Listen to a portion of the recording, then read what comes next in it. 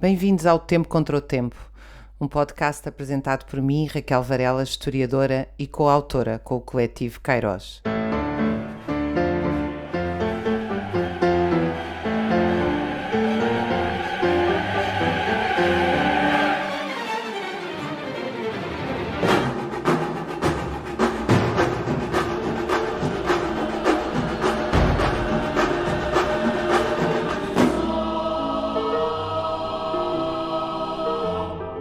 Aqui queremos debater a sociedade e o mundo com toda a calma, contraditório, profundidade e liberdade que a urgência da transformação e da imaginação de uma nova forma de viver exige.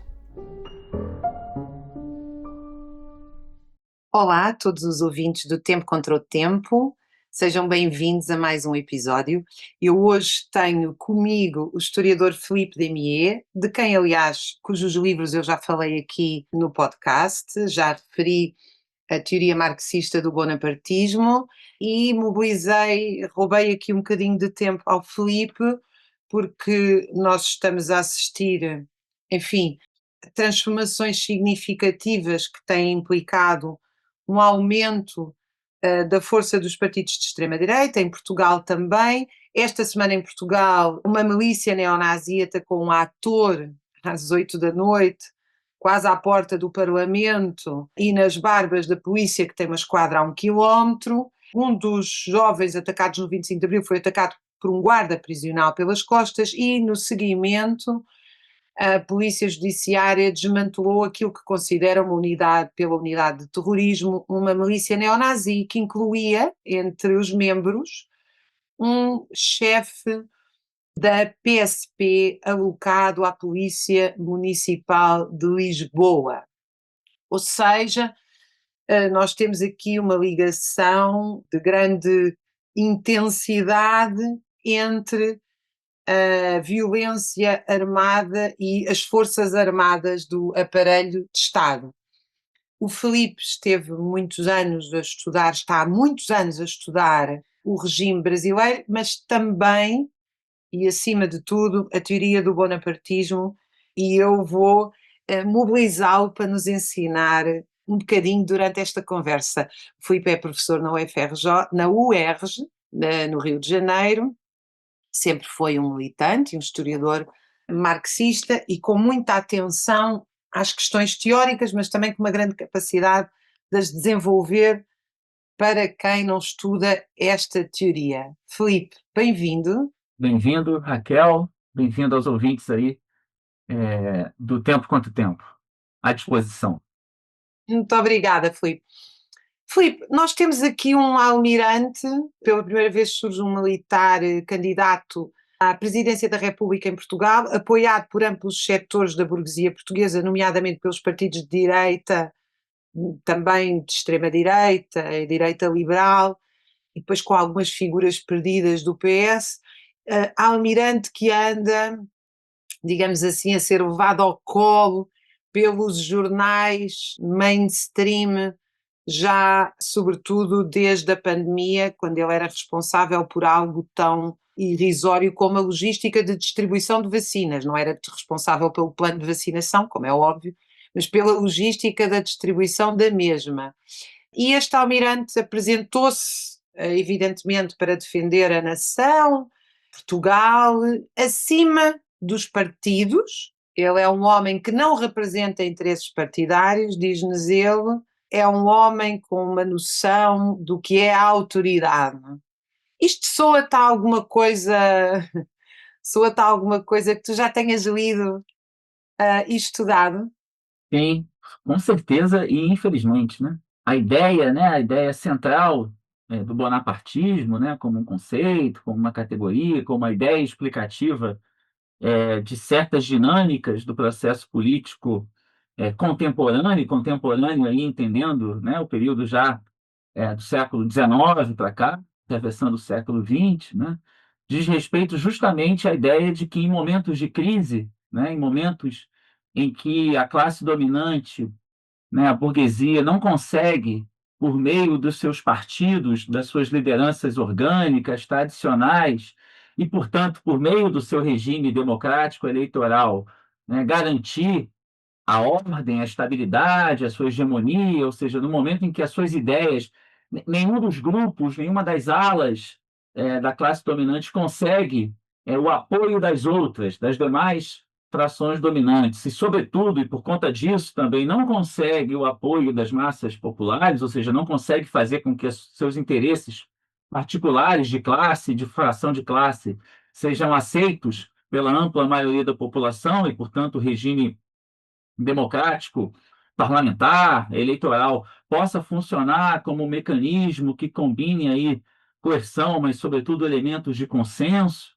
né? Quando isso começa a falhar, né, é, há uma tendência, né, e é isso que o Marx vislumbrou já no processo francês de meados do século XIX, a partir de uma experiência particular, onde o sobrinho do Napoleão Bonaparte, né, o Napoleão III, ou Luiz Napoleão, ele vai se apresentar justamente no momento de crise da República Francesa e de ameaça potencial das massas populares e de uma divisão entre os partidos, né, à época, ainda não partidos como a gente conhece hoje, mas alas organizadas, né, da burguesia, não conseguiam oferecer uma saída, digamos, consensual para a ordem burguesa. O Luiz Bonaparte acabou encarnando uma certa autonomia relativa do Estado, ou seja, a ideia de que a burocracia civil-militar, aquele núcleo duro do Estado, num momento de crise entre os partidos, de divisão no interior da burguesia e, portanto, de uma ameaça, mesmo que potencial à ordem, essa burocracia, a partir normalmente da figura de um líder carismático e tal, se oferece como a solução, ou seja, se oferece como aquele que vai se colocar acima dos partidos, como uma espécie de árbitro, né, que vai estabelecer as condições, digamos, de um acordo entre as frações burguesas, mas pelo alto, onde ele e esse núcleo duro da burocracia civil e militar estabelecem as regras da nova formatação política, digamos assim, e busca obter esse consenso, mesmo que passivo, das massas, ou seja, a ideia de uma figura que se coloque como arbitral e acima, não só dos partidos, mas acima da política, ou seja, uma negação, uma rejeição mesmo da política, se colocando quase que como uma solução não política, uma solução muitas vezes técnica, né, burocrática e, sobretudo, militar para garantir a ordem, né? Então, a ideia de um almirante, né, aparecendo assim lembra bastante essa noção de bonapartismo, né? Filipe, tu fizeste aí uma série de referências que não são comuns usar-se nos meios, nos média e mesmo nos meios e nos currículo educativo. Sim. Falaste de uma ordem burguesa, falaste de como a burguesia, para governar, precisa de consenso e coerção, mais consenso do que coerção.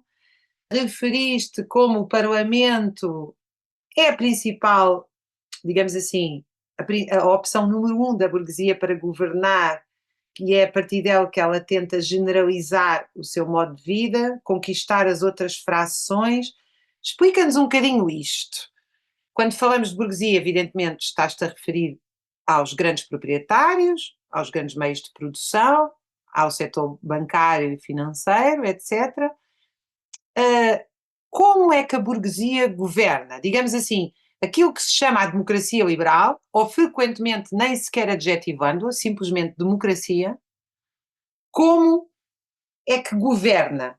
O que é que se passa normalmente para nós entendermos o que é o anormal do bonapartismo ou da ditadura? Bem, normalmente falando, evidentemente, nos últimos 50 anos na Europa, porque para muitos países a ditadura aberta foi a norma, não foi a democracia liberal. Mas como é que é o normal da governação burguesa do Estado capitalista para nós entendermos como é que aparece daqui um almirante de repente com estas ideias de que não representa partidos nem política? Bom, eu acho que a gente pode pensar em termos mais gerais, digamos assim, da teoria política, se a gente quiser, e também a partir de um contexto, digamos, mais localizado, né? Mais delimitado do ponto de vista histórico e temporal. Em termos mais gerais, né, a noção marxista do Estado vai compreender que esse Estado ele é uma espécie de representação comum dos interesses da burguesia, né? Mas que essa burguesia, nas sociedades modernas, nas sociedades urbanizadas, nas sociedades onde a classe trabalhadora já se encontra, né, organizada com seus sindicatos, partidos, onde você tem uma chamada sociedade civil desenvolvida, né? Uma imprensa, órgãos de comunicação, escolas, universidades. Não ser possível para a burguesia, e isso já estaria ocorrendo, sobretudo, na maior parte dos países ao longo do século XX, mas, sobretudo, no iniciar do século XX, com o processo de industrialização acelerada, de urbanização, né? Que, claro, deitava raízes em alguns países europeus já no século XIX, mas não seria mais possível governar apenas pela força, pela repressão. Haveria que ter uma forma de incorporar essas massas nas sociedades cada vez mais industrializadas e urbanizadas. Daí a ideia de que, em alguma medida, se reconhecer direitos, né, direitos políticos, direitos civis, direitos de participação democrática e, sobretudo, em grande parte, a partir do pós-Segunda Guerra Mundial, direitos sociais, seria uma forma de obter o que um filósofo marxista italiano da primeira metade do século XX, Antônio Gramsci, né, chamou de hegemonia, ou seja, conseguir essa hegemonia precisaria, portanto, de uma dose de consenso, de apoio das massas à sua própria dominação, à sua própria ordem.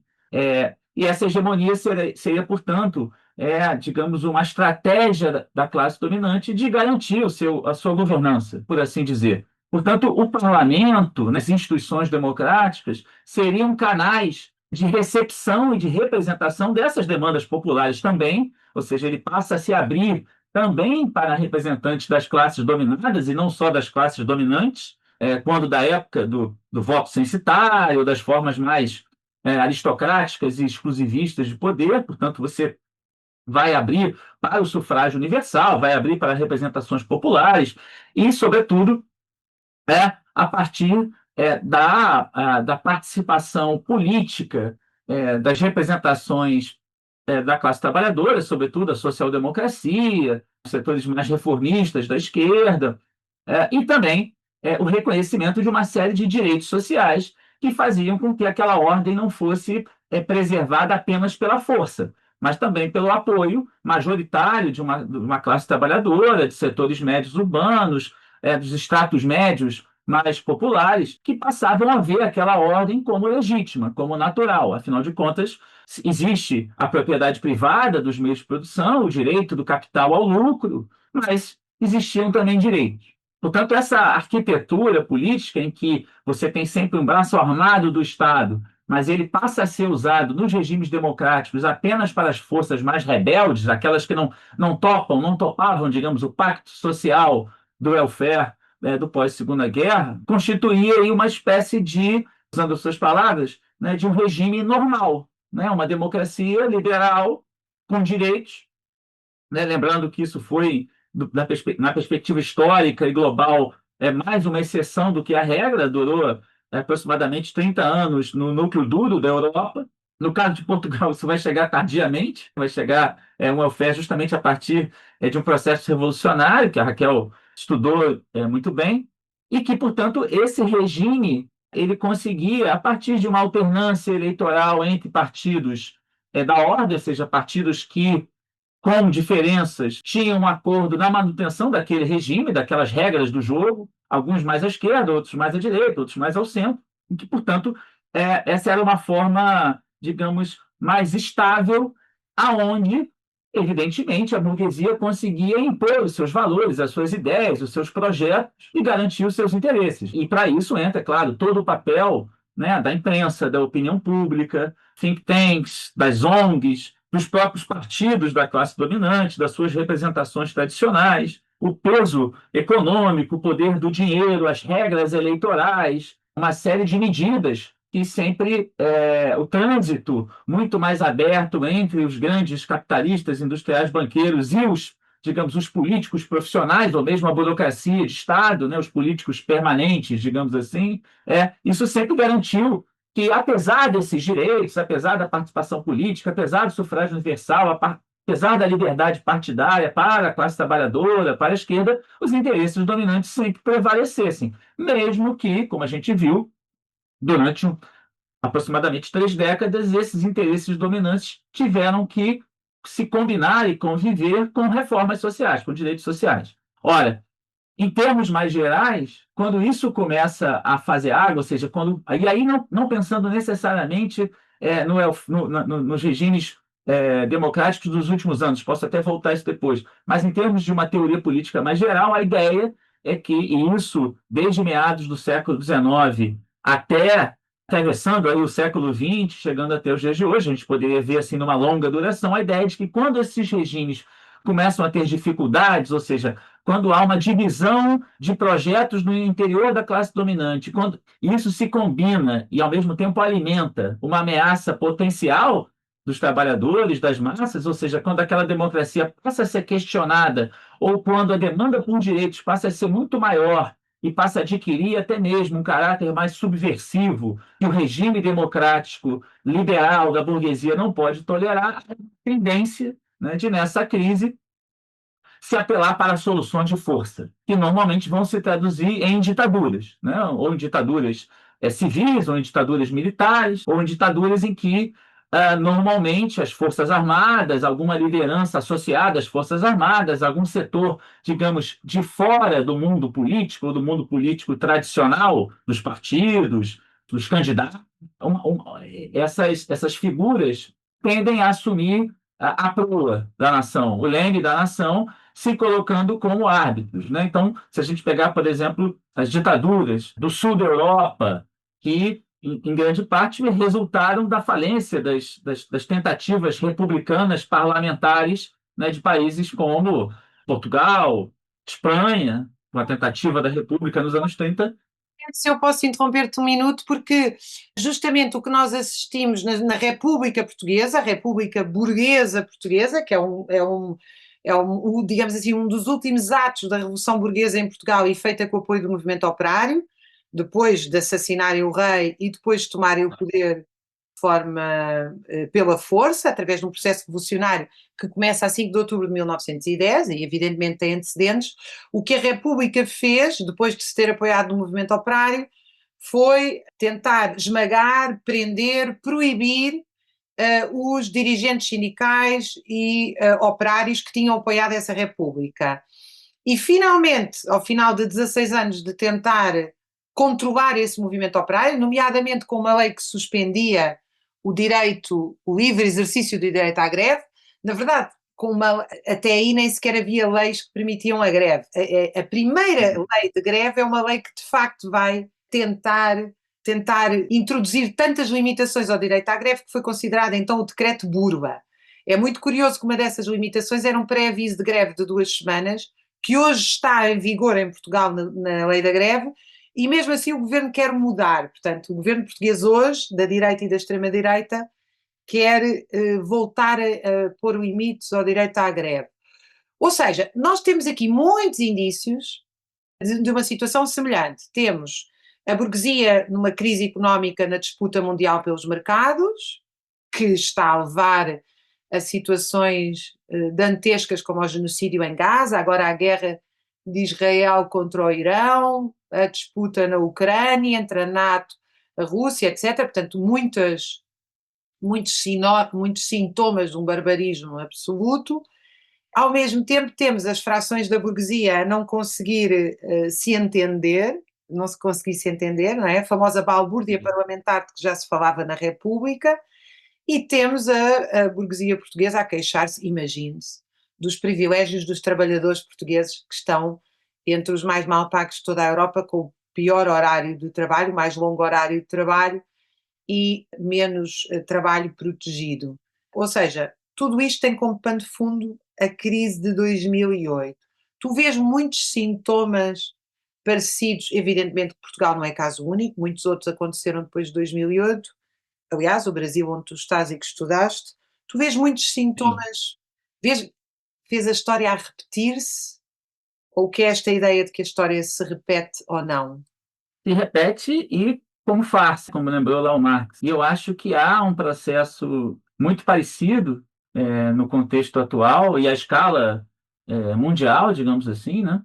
Do que a gente pode chamar aí de uma crise das democracias, de uma crise da forma democrática liberal que a classe dominante, que a burguesia, tinha então efetivado como a sua forma prioritária, a sua forma preferida de gestão dos seus negócios, portanto, de gestão da política, de gestão dos conflitos sociais, das contradições sociais. As democracias, nos últimos, desde a década de 80, com a emergência do neoliberalismo, mas, sobretudo, a partir dos anos 90 e 2000, isso vai se espraiando, né, ao redor do globo, vai se tornando uma democracia cada vez mais voltada para a retirada de direitos, uma democracia que vai funcionar como um arranjo político para desfazer, em alguns países de forma mais acelerada, em outros vai encontrar mais dificuldade, os direitos sociais. Ou seja, uma democracia que vai ter como função, justamente para atender os interesses da lucratividade do capital, né, retirar esses direitos sociais. Daí a ideia de uma austeridade permanente, é um dogma, né? Ora, isso Benefício acaba... permanente, constante apelo ao sacrifício, não é? O capitalismo do Isso, pós-Segunda Guerra oferecia um mundo de crescimento, férias pagas e outra, e na verdade isso teve a ver com a derrota do nazifascismo e a força dos trabalhadores, porque hoje sim. só oferece sacrifícios, guerra, barbárie, inclusive é na própria, é curioso que no próprio discurso, o próprio discurso hoje de quem está à frente dos Estados capitalistas é: preparem-se, apertem o cinto, preparem-se para a guerra, precisamos de mais sacrifício. E sempre prometendo, né, que depois da próxima reforma, né, depois da próxima retirada de direitos, a economia vai voltar a crescer, haverá investimentos e, portanto, a vida vai melhorar. E digamos, o médico neoliberal, né, ele parece receitar sempre o mesmo remédio, né, mais e mais corte de direitos, né, mas com o argumento de que da última vez eles não foram tomados na dosagem suficiente. E que agora sim, se forem tomados. O problema é que esses remédios que o médico neoliberal prescreve são justamente aqueles que geram a própria doença, que alimentam e desenvolvem a própria doença. Ora, isso tem repercussões nas democracias. Quando você passa a ter democracias combinadas com o neoliberalismo, em que as massas passam a assistir à alternância entre partidos mais à direita e mais à esquerda, mas que ambos têm acordo com o dogma da retirada de direitos, da austeridade, e, sobretudo, depois de 2008, quando a crise exige ainda mais austeridade, ainda mais retirada de direitos, amplas parcelas das massas, né, passam a olhar para esses regimes como um arranjo político que só faz piorar suas vidas. E, nesse sentido, vai ganhar força a ideia da antipolítica, da negação da política. Isso, muitas vezes, aqui no Brasil, vai aparecer como uma crítica ao sistema. Mas não é o sistema capitalista, porque isso o discurso neofascista esconde. O discurso bonapartista, de extrema-direita, esconde. O sistema parece ser o mundo da política. Todos esses que estão aí são iguais. E, portanto, temos que buscar uma solução fora disso e, sobretudo, pela força. A culpa são dos trabalhadores, dos sindicatos, de haver muitos direitos, só que os políticos estão todos corrompidos nesse esquema porque precisam dos votos. Então, eles não podem fazer aquilo que é necessário fazer. Ou seja, há algo interessante aí. Há, digamos assim, um momento de verdade. É preciso ter cuidado para falar isso, mas há um momento de verdade quando o neofascismo diz: veja, não vai ter saída que incorpore todo mundo, não. Na crise, muitos vão ter que perder e os mais fortes vão sobreviver. E o capitalismo está nos levando a isso. O problema é que, claro, a proposta do neofascismo é, digamos, uma solução que resolva isso para os capitalistas, portanto, pela força, e que massacre de vez qualquer tentativa de manutenção e ampliação de direitos para as massas. Então, ele é, em grande parte, uma ideologia, uma mentira, mas é uma mentira que vai se apoiar numa filigrana de verdade, aparente. As pessoas olham e digam: pô, tanto faz se é, digamos, um partido mais social-democrata ou mais conservador no poder, e aí você pode olhar para a Inglaterra, pode olhar para a Alemanha, pode olhar para a Itália, pode olhar para Portugal, que, no geral, sempre me pedem para apertar mais os cintos, perco mais direitos, a vida se torna mais insuportável e, portanto, abre-se a possibilidade para que soluções de força, a partir de figuras que se colocam como de fora da política, né, apareçam como solução. E esse movimento, digamos, da extrema-direita, do neofascismo, que muitas vezes a imprensa tenta abrandar chamando de populismo, né? É um movimento que ele diz para a classe dominante: olha, this is a dirty word, but someone has to do it. Ou seja, É curioso tu usares essa expressão, porque ainda hoje o chanceler alemão utilizou em relação a Israel. não cheguei a ver. Eles estão a fazer o trabalho sujo por todos nós, ou qualquer coisa deste género. Estou a citar de cor.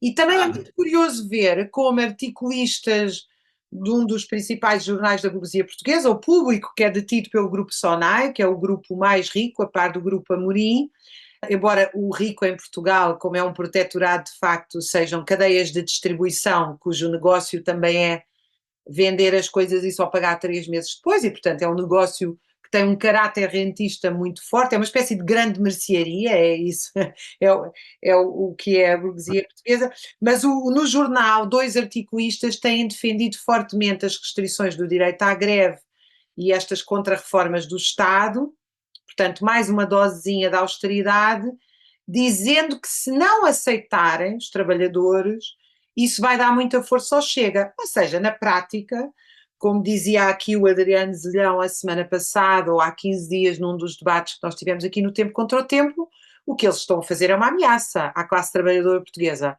Ou aceitam a limitação de direitos a bem, ou nós julgamos os cães raivosos em cima de vocês. Aqui no Brasil, né, o Bolsonaro foi eleito, né, em 2018, dizendo que os trabalhadores iam ter que escolher ou direitos ou emprego. Ou seja, nesse sentido, é como se o neofascismo atual, a extrema-direita, fosse uma espécie de burguesia sem superego. Para lembrar aqui um pouco o Freud. Ou seja, ela fala aquilo que a burguesia não pode falar por conta das suas preocupações, digamos, políticas sociais, da sua imagem, dos seus. O que o fascismo oferece, o neofascismo hoje oferece à burguesia é o seguinte: eu posso fazer o que vocês precisam, eu posso fazer para vocês, porque eu não preciso me preocupar com direitos democráticos, com liberdades democráticas, com respeito aos imigrantes, né, com direito de greve, eu acabo com tudo isso para você. É só me chamar. E eu acho que há uma divisão no interior da classe dominante à escala mundial, e isso não só uma divisão por conflitos, digamos, interimperialistas, mas também uma divisão sobre a forma de gerir os seus negócios em cada formação social, em cada país. Essa é a crise da democracia. Ou seja, uma ala da burguesia dominante, eu diria, ainda prefere o atual regime democrático. Só que o que ela faz? Ela cada vez priva mais esse regime de direitos sociais e de participação dos setores que defendem direitos. E com isso, o que ela faz? Ela torna essa democracia cada vez mais antipopular, porque ela é cada vez mais blindada, ou seja, não tem como penetrar qualquer ideia que defenda direitos dentro dela, e cada vez mais ela é, portanto, um instrumento político para retirar direitos. Se a gente pegar alguns casos recentes, bom, alguns não são tão recentes, mas há o caso do Syriza, emblemático, né, no sul da Europa, toda uma esperança, bom, furamos a blindagem. E aí um plebiscito, né, o governo simplesmente não reconhece o resultado do plebiscito que ele, em tese, defendia a posição vitoriosa. Ele diz, não tem como, senão não vou receber da banca, da Troika. Mas há recentemente o caso francês, em 2 anos consecutivos, 2023, 2024, 2 exemplos que mostram esse processo de bonapartização da democracia que leva à sua crise e faz com que cresça o neofascismo. No primeiro deles, o Macron, ou seja, você já tem um parlamento completamente dominado por forças pró-austeridade, mas por várias circunstâncias, que incluem, inclusive, as mobilizações populares em Paris, não houve certeza de que a reforma da Previdência iria ser aprovada, né? E o Macron saca, né, uma medida bonapartista do executivo de implementar a reforma sem apoio do parlamento.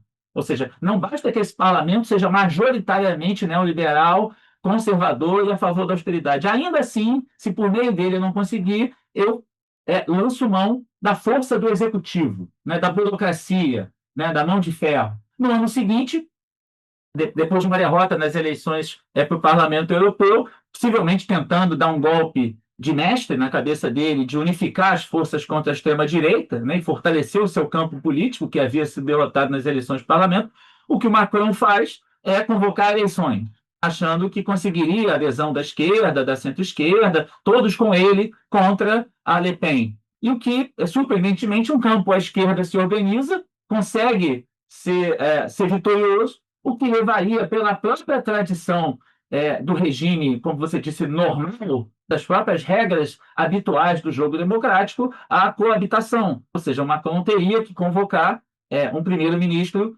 da esquerda, da frente ampla da esquerda, da frente única da esquerda, da França insubmissa e tal. Olha, o que ele fez? Não, o mercado não tem acordo com isso, eu vou convocar um conservador do meu campo político e pronto. E as favas, as regras democráticas. Olha, ao fazer isso, a própria democracia acaba fortalecendo os seus expedientes autoritários.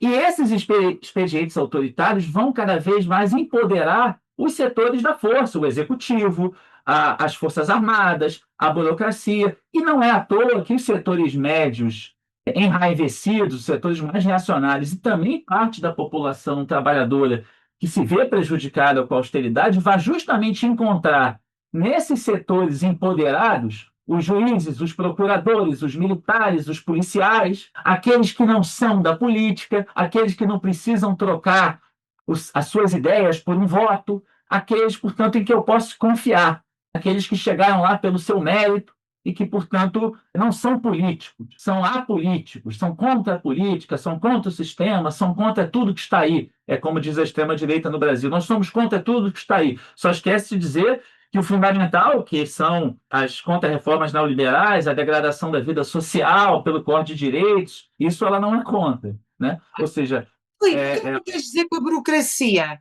Quando tu referes a burocracia, para quem nos está a ouvir, é o quem? a burocracia, em alguma medida, né, são aquele núcleo quase permanente que dá funcionalidade e dá prática à vida estatal, né, aqueles que estão lá fazem parte, digamos, de uma ossatura material do Estado, né, os seus funcionários, os seus grandes funcionários, mas também as Forças Armadas, que são parte, claro, do Estado, e o judiciário, né, os magistrados, os procuradores, são esses setores que têm aparecido como alternativas, né, ou um capitão, ou um general, ou um juiz, ou normalmente políticos do submundo, é o caso do Bolsonaro no Brasil, né, políticos marginais que dizem o seguinte: eu estou fora do grande jogo porque eu não faço parte dos acordos, digamos, de uma grande conspiração das elites no parlamento.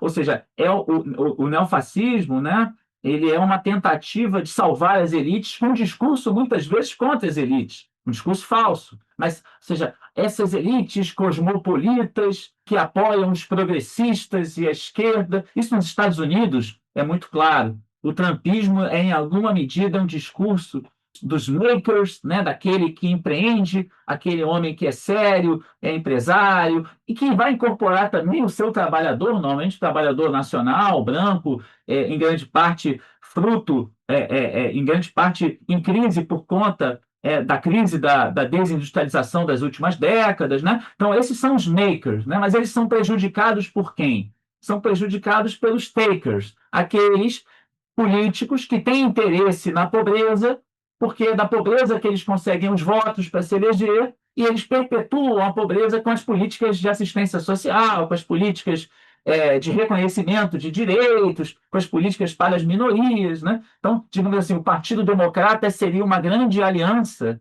e também as alas, digamos, não trumpistas anteriores do Partido Republicano, seria o grande mundo da política em que você teria uma aliança entre uma elite financeira e política que se valeria do voto dos pobres e ignorantes para permanecer no poder. E por isso ela ofertaria a esses pobres as políticas sociais, as políticas compensatórias.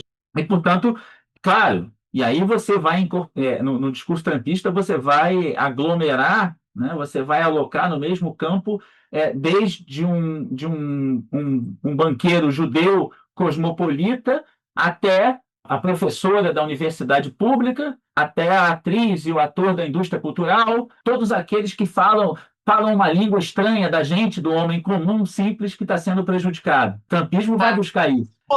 Filipe, Diga. esta conversa é uma delícia contigo, como é sempre. Deixa-me só levar-te aqui para um assunto que me parece muito importante esclarecer. Qual é a diferença entre bonapartismo e fascismo? E tu ainda agora dizias a história repete-se como farsa, lembrando a frase do Marx, primeiro como tragédia, depois como farsa. às vezes eu sinto-me e penso, quer dizer, nós somos os dois do campo da história.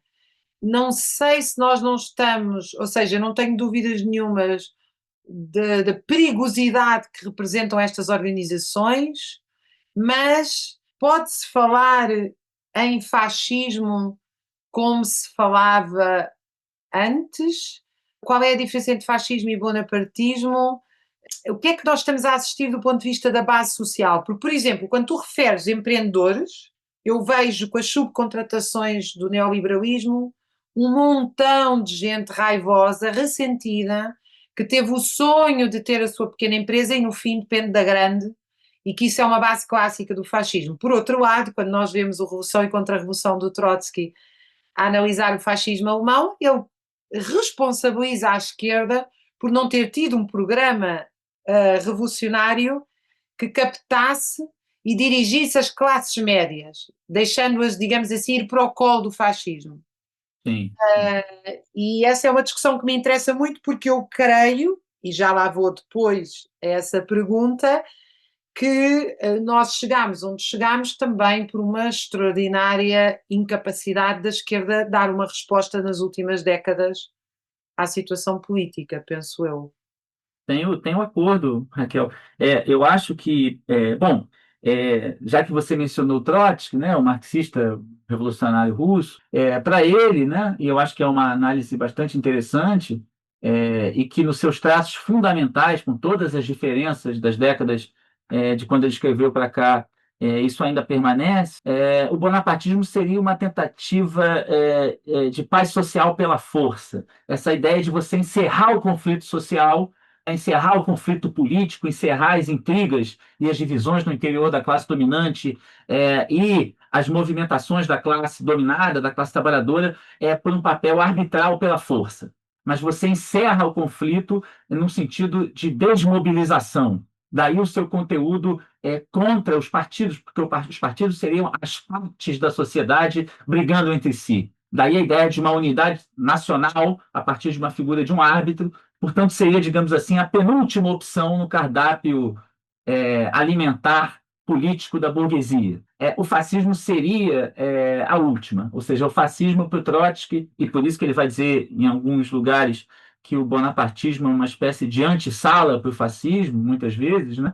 Porque o fascismo já é a saída final, ou seja, o fascismo é a guerra civil contra os trabalhadores e as suas organizações, as suas formas associativas, no sentido de que, né, o fascismo não busca encerrar esses conflitos de uma maneira que desmobilize a sociedade, mas o fascismo precisa, enquanto uma força política dos setores médios enraivecidos, era assim que o Trotsky via, né, de uma mobilização permanente dessa base social que vem, digamos, da sociedade para o Estado, ou seja, é a tomada do Estado por esse movimento que não é na origem um movimento da burguesia, mas que a burguesia se vê obrigada a cada vez mais ir aceitando, financiando, tolerando, até o momento em que a própria burguesia se curva ao fascismo como o seu chefe. Qualquer coisa como nós não conseguimos controlar os trabalhadores só com o Estado, até porque nessas condições revolucionárias há uma ameaça de revolução que divide as Forças Armadas e leva parte do Exército a apoiar os trabalhadores, e portanto vamos precisar de vocês recrutados nas catacumbas da sociedade, criminosos, etc., para fazer esse papel. E, sobretudo, a ideia de que a solução dos problemas do capital, né, e é isso que o fascismo diz ao capital, precisam da eliminação completa de qualquer forma de organização dos trabalhadores, mesmo daquelas mais moderadas. Esse é o fascismo, digamos, tout court, né, o fascismo aberto. Ora, nos tempos atuais, o que eu acredito é que, justamente como essa democracia vai retirando direitos e vai apelando cada vez mais aos seus expedientes coercitivos e burocráticos para implementar a austeridade, ela fortalece os elementos do fascismo. Como? Ou seja, como é uma democracia que vai se bonapartizando, vai fortalecendo o executivo, a burocracia, o exército, o judiciário, por um lado, tá? E por outro, vai aumentando a insatisfação popular, tanto dos setores trabalhadores quanto das camadas médias, ele permite esse encontro. Ou seja, ele permite que essas camadas médias e parte das classes populares enxerguem nesses setores do Estado que a própria classe dominante, por meio das suas escolhas políticas no regime democrático, fez fortalecer a burocracia, os militares, o judiciário, enxerguem nesses atores os seus representantes. Ora, em alguma medida, há uma série de diferenças entre o fascismo original, né, que foi solapado graças, né, ao Exército Vermelho e à resistência dos trabalhadores na Europa, né, e o que a gente pode chamar de um neofascismo contemporâneo. A principal diferença, sobretudo, é a inexistência hoje, né, de uma União Soviética, de uma ameaça revolucionária ao lado, né, muito visível, né, mas em algumas situações também parece haver uma adesão maior à própria lógica da austeridade, né, ao neoliberalismo mesmo. Já não se trata sequer mais de pretensões nacionais, de um capitalismo nacional, como pretendia o Hitler e o Mussolini, né? Agora é simplesmente uma retórica que pode até apelar para os trabalhadores nacionais contra os imigrantes, mas a lógica já é a lógica da austeridade e, portanto, em última análise, apesar das palavras, uma rendição completa ao capital financeiro internacional. Nesse sentido, eu acho que a esquerda falha, sua colocação, sua indagação é muito boa, né? Porque ela acaba, na medida em que tende a ceder sempre a essas chantagens do mal menor, ou seja, vamos reduzir o nosso programa, não vamos ser tão radicais, vamos fazer alianças mais ao centro, vamos tolerar setores mais democráticos, supostamente mais democráticos da burguesia, para defender o regime, defender a democracia tal como ela está contra o fascismo. Só que ao fazer isso, a democracia tal como ela está se torna cada vez mais uma democracia impopular, porque cada vez mais dirigida por setores da classe dominante, numa ótica, numa programática neoliberal, retira direitos, piora a vida, degrada a vida das massas populares. Essas massas acabam olhando para a esquerda como parte e muitas vezes como a parte mais fiel e mais defensora desse regime. Então, há uma diferença entre lutar por liberdades democráticas, e isso você pode fazer se alinhando com todas as forças possíveis contra um golpe de Estado, contra ameaças às liberdades civis, né, aos direitos, e outra é você se colocar como o baluarte, o primeiro defensor de uma democracia em abstrato, né, de uma democracia que é simplesmente baseada em grandes acordos e alianças voltadas para implementar a retirada de direitos, E né? é muito Então, significativo, Filipe, que nestas 2 décadas a aparência de estar contra a ordem venha da extrema-direita, mas o estar efetivamente contra a ordem não venha de uma esquerda revolucionária transformadora, ou seja, a esquerda aparece como a defensora da ordem, inclusive é frente a algumas camadas trabalhadoras, da mesma ordem que levou amplas camadas trabalhadoras neste momento a não terem salário, não terem vida, não terem saúde, não terem habitação. E a esquerda aparece a primeira a defender a ordem constitucional moderna como se não houvesse outra alternativa, como se não fosse possível pensar uma sociedade anticapitalista com outro arranjo produtivo, político, democrático, efetivo. Portanto, esta ideia de que, digamos assim, que amplas camadas médias e de trabalhadores digam não se pode mais viver assim e confiar nos partidos, não é um passo errado. O errado é terem alguma esperança na regeneração pela violência que é oferecida pelos fascistas, em vez de ser na luta organizada por uma sociedade anticapitalista, socialista. Por falar nisso, Filipe, tu, quando é que te lembras de olhar para ti próprio e dizer assim, eu sou socialista, isso aconteceu-te? não, a gente se mantém. Isso é curioso, né?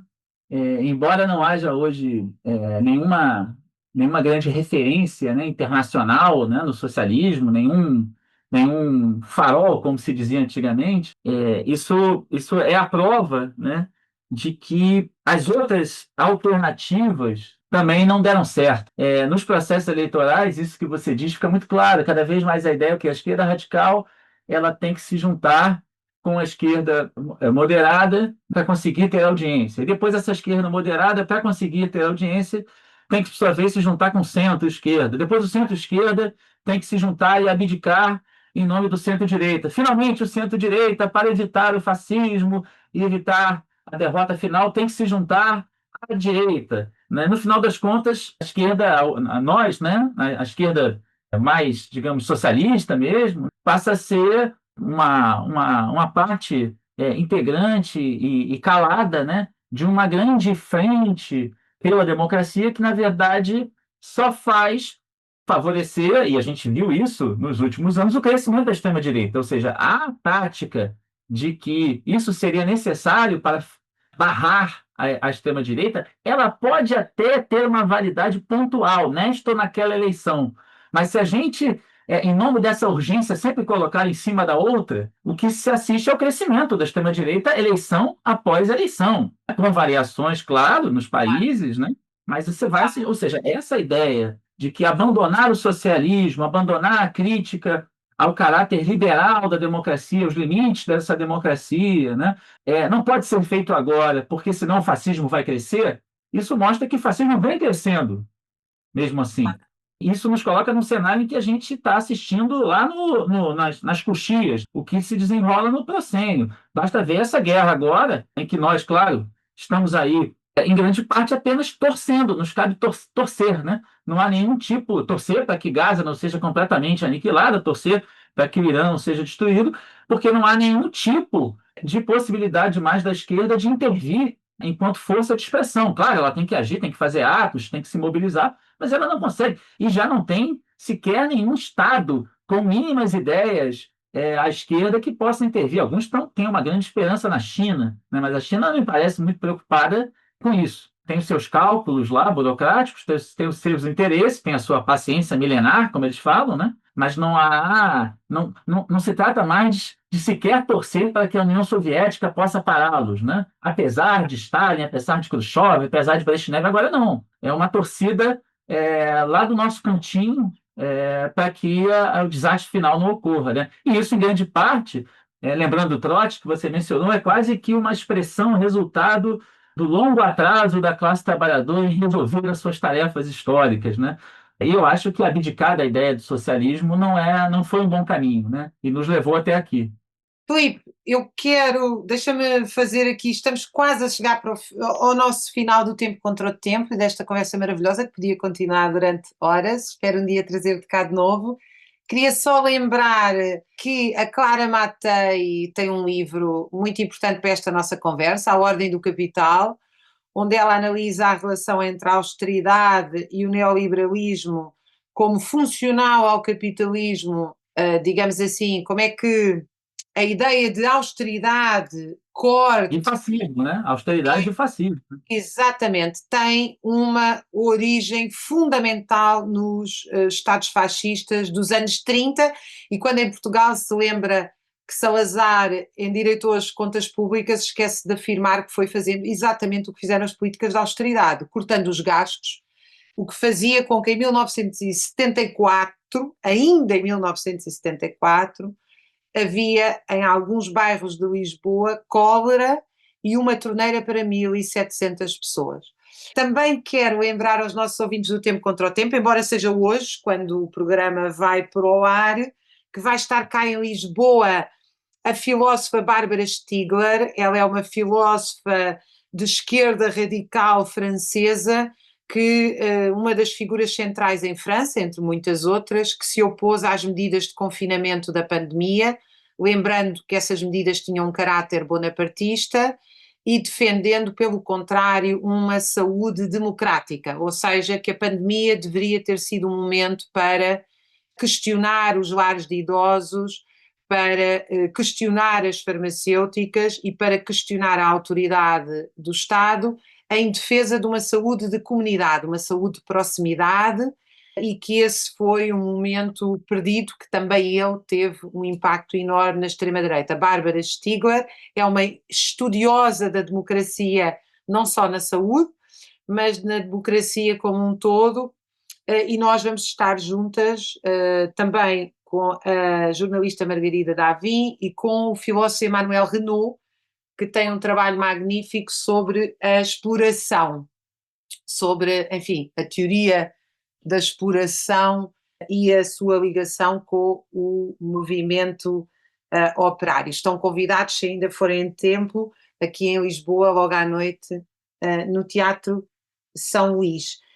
Filipe, muitos questionam que possamos estar numa situação semelhante aos anos 30, porque, sendo muito claro que estes partidos são partidos neofascistas, na ideologia, no chefe carismático, na forma como se apresentam, nas alegadas ligações a milícias, etc., etc., na austeridade, na defesa, portanto, de uma economia com um caráter muito semelhante aos anos 30, não há uma ameaça de revolução social. E muitos dizem assim, mas como é que nós podemos estar perante regimes neofascistas se não há uma ameaça de revolução social? E eu tenho, para mim, que uma das questões fundamentais dos erros da esquerda nestes últimos 20 anos foi não ver o que estava lá. Eu não vou dizer que estava lá uma revolução, mas o que nós temos assistido, sobretudo desde 2008, não só assistimos a processos revolucionários como as primaveras árabes, derrotadas, mas não deixaram de ser processos revolucionários, ou seja, processos em que envolveram a influência direta nas massas, nas lutas dos países. Nós vemos uma explosão de greves, como não se via desde a década de 70, ou certamente 85, 86, na Europa e nos Estados Unidos. As lutas do Black Lives Matter, dos $15 pay, o aumento das greves em setores-chave, que são os choke points, os pontos de acumulação do capitalismo, seja estivadores ferroviários. Em Inglaterra, os ferroviários tiveram agora vários anos em greves sucessivas, como estão em Portugal e como estão em toda a Europa, camionistas, de onde depende todo o modelo de just-in-time.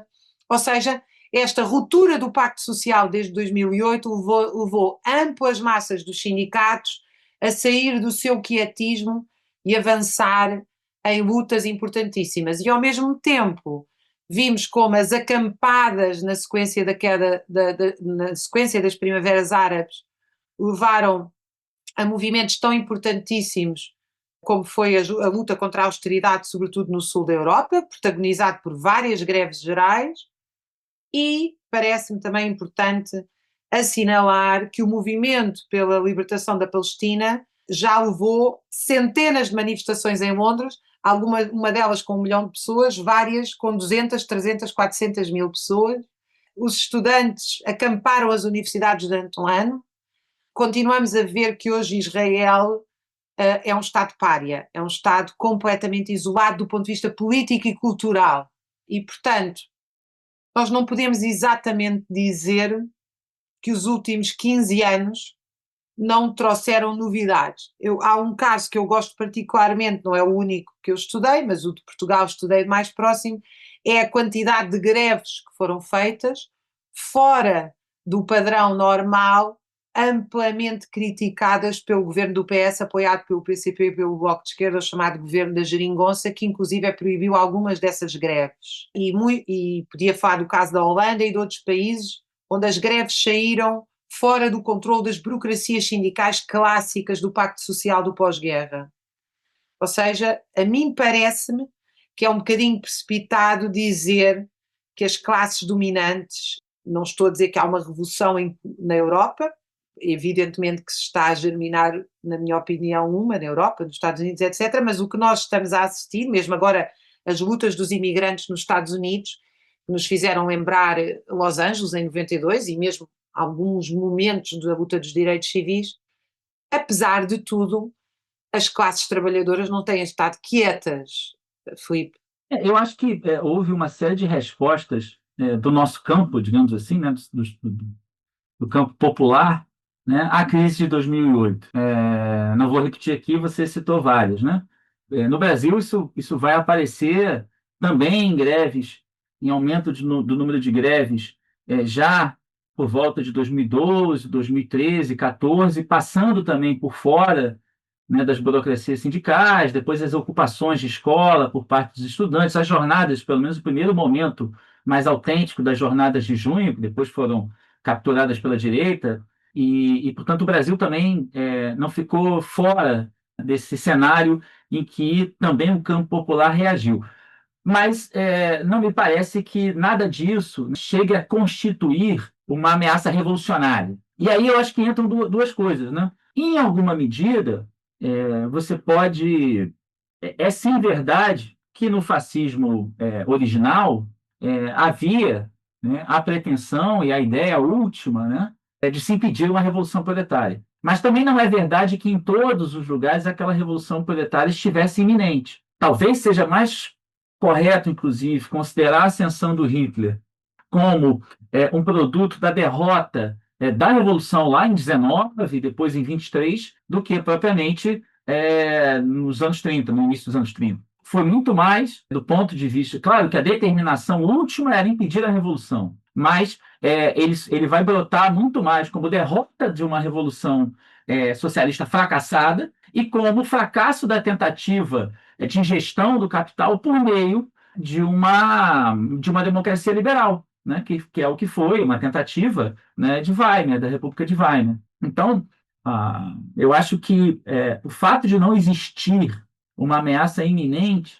da Revolução não nega, né, a existência do caráter fascista desses movimentos. E aí eu toco no ponto central para mim, que é o seguinte: hoje, se o capitalismo lá atrás não podia, evidentemente, num truísmo, né, não podia tolerar uma revolução, hoje ele não pode tolerar sequer reformas, sequer direitos sociais. E eu acho que isso ajuda a explicar o neofascismo, né? O neofascismo não precisa derrotar necessariamente uma revolução aqui ou acolá, mas ele é uma forma de eliminar, inclusive, a luta por direitos, a possibilidade de direito. É óbvio que, numa análise mais geral, isso também tem um sentido contra-revolucionário, mas não é necessário que exista uma revolução posta, colocada, uma ameaça aqui ou ali, neste ou naquele país, neste ou naquele partido de esquerda, neste ou naquele movimento grevista, para que o neofascismo possa existir, né? Ele é justamente, né, uma saída contra-revolucionária, mas que se baseia, sobretudo, no plano imediato, em impedir reformas. Ele é a expressão de um capitalismo cada vez mais destrutivo, em que sequer medidas reformistas são toleradas pela lógica da reprodução ampliada do capital, pela própria lógica da acumulação capitalista. Portanto, não pode tolerar reformas, não pode tolerar direitos, não pode tolerar medidas a favor do meio ambiente, não pode tolerar qualquer forma de direito das minorias, dos imigrantes, das mulheres, dos negros, ou seja, qualquer forma que coloque limites à austeridade, que signifique maior gastos públicos, que signifique incorporar demandas sociais, que signifique qualquer tipo de conciliação que envolva o fundo público, o capitalismo não pode. Então, é como se você hoje tivesse um enfrentamento entre, de um lado, uma ala burguesa que é favorável a uma democracia cada vez mais limitada e que, justamente, em nome da austeridade, pode apresentar apenas, digamos, uma tentativa de concertação social cosmética a partir de políticas de reconhecimento, né, de identidades, mas que não envolvam o fundo público nele, é muito mais a ideia da representatividade, mais ou menos o que a Nancy Fraser chamou lá de um neoliberalismo progressista. Eu não vou mexer nas contas, eu vou continuar fazendo com que o fundo público, o orçamento, seja de domínio exclusivo do capital. Mas eu posso colocar um presidente negro, uma primeira-ministra mulher, eu posso fazer propagandas mais progressistas e tal, mas no fundamento a lógica da acumulação é a mesma.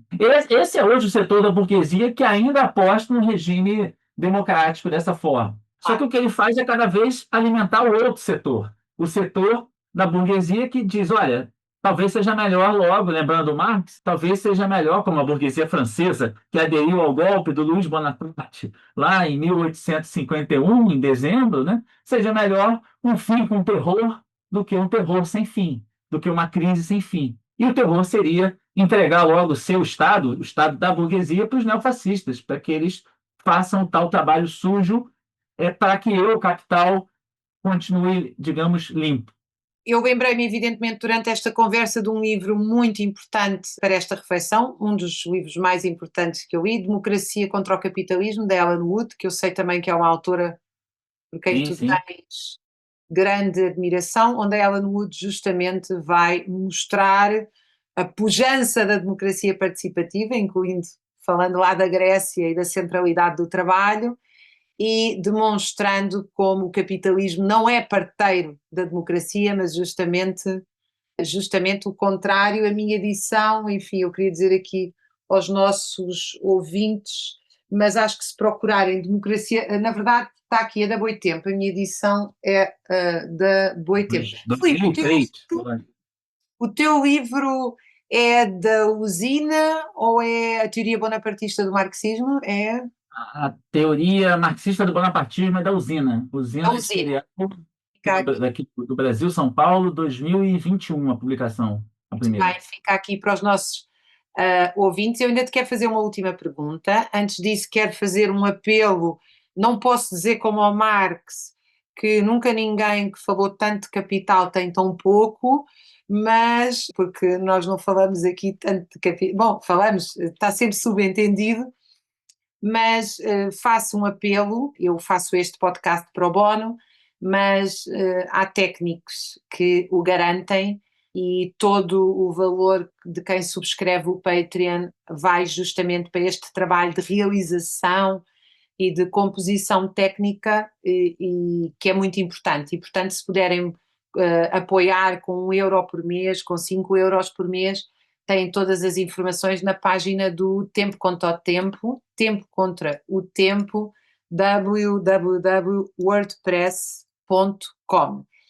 Queria também, antes de me despedir e fazer uma última pergunta ao Felipe, ler aqui um poema. Temos sempre aqui o poemário no Tempo contra o Tempo, do Nuno Judice, um poeta que infelizmente nos deixou recentemente. Era professor na FCSH, um dos grandes poetas portugueses, e muita gente o conhece sem saber que o conhece, porque quando foi o 25 de Abril, ele era um jovem poeta e foi para a rua com um cartaz que ficou famoso até hoje, que dizia: "A poesia está na rua", que é uma extraordinária síntese da revolução.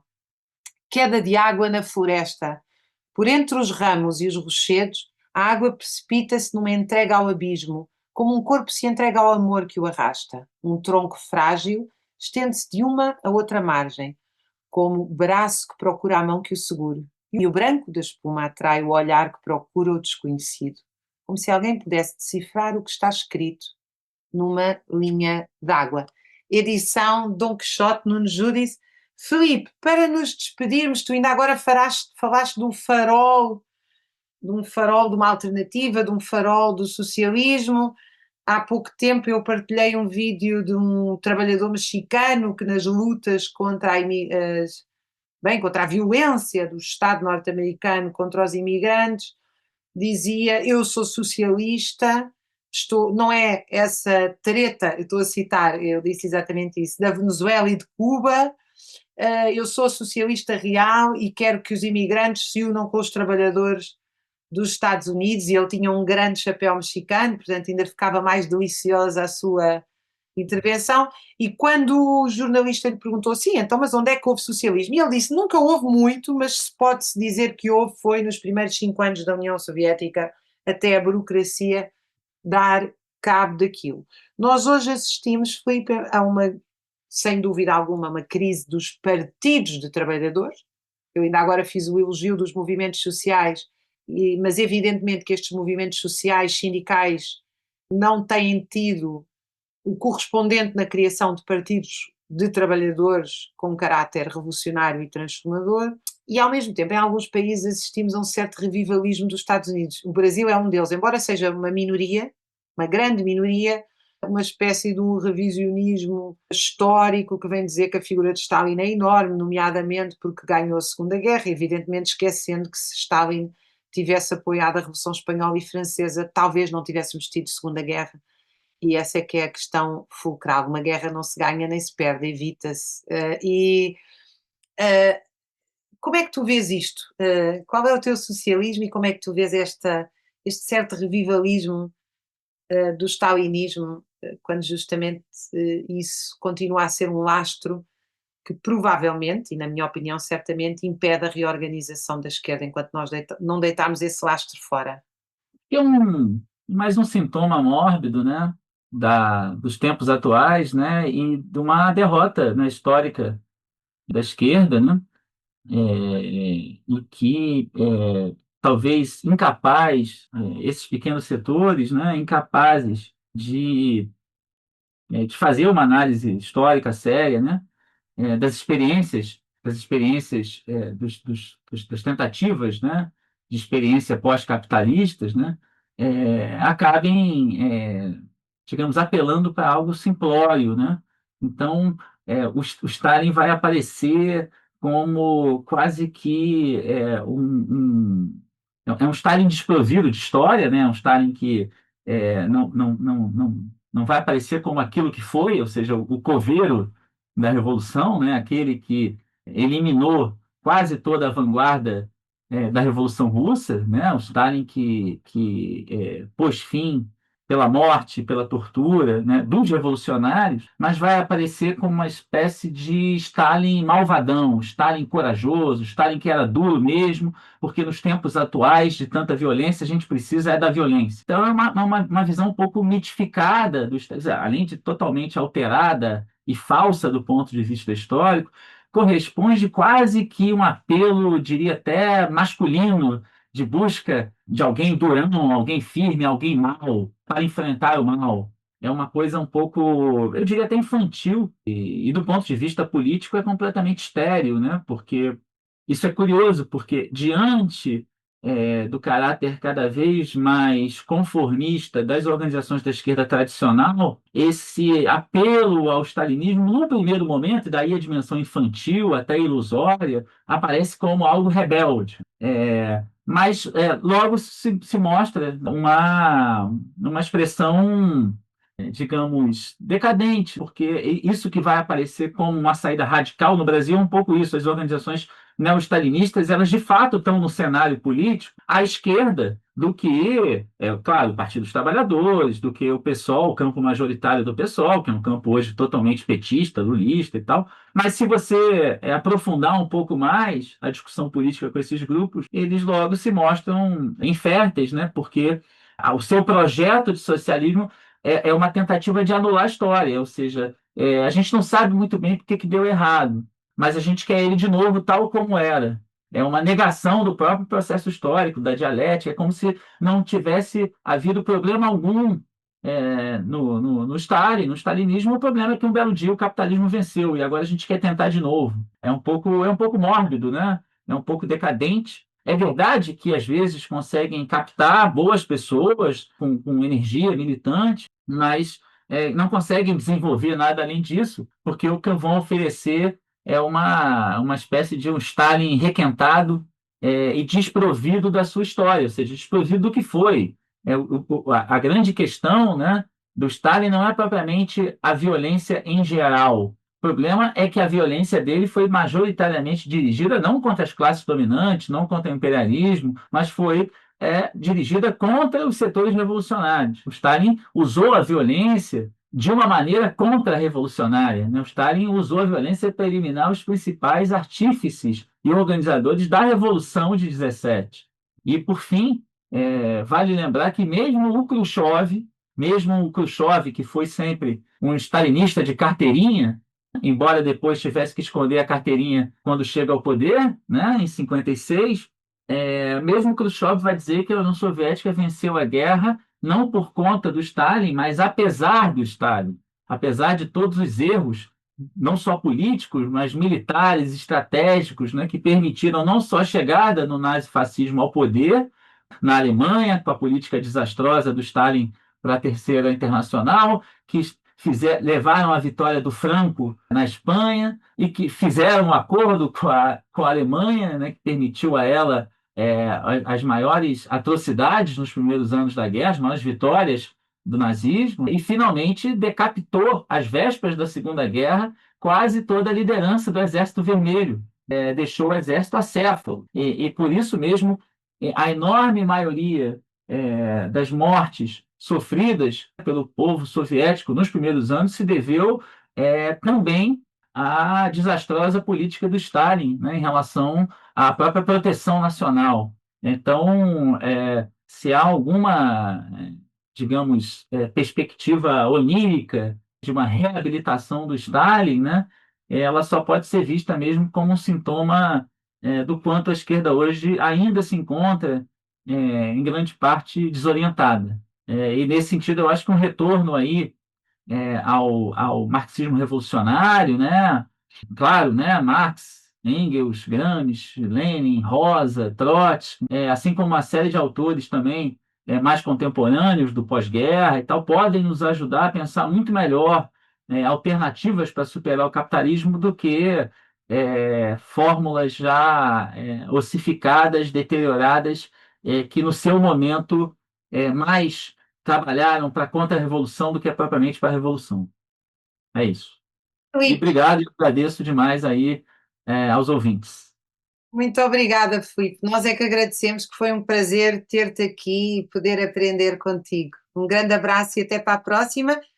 E um abraço aos nossos ouvintes do Tempo contra o Tempo. Voltamos a encontrar-nos aqui sempre à quinta-feira. Um abraço, Filipe. Um abraço, Raquel.